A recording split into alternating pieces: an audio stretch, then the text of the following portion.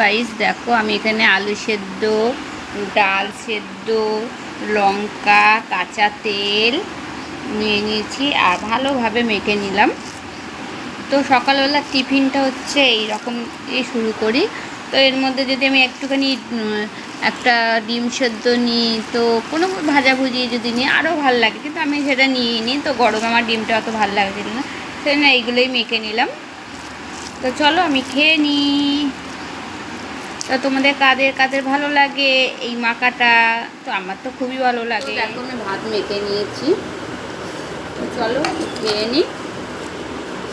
সকালের এটা আমার মেনু, দুপুরের মেনু, তারপর রাতের মেনু সবই তোমাদের দেখাবো।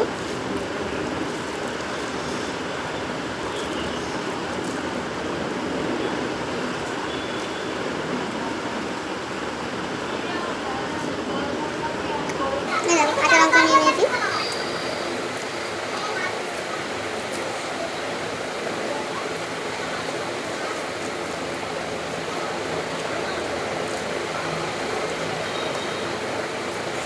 কি ঝাল কাঁচা লঙ্কাগুলো, প্রচুর ঝাল কাঁচা লঙ্কা।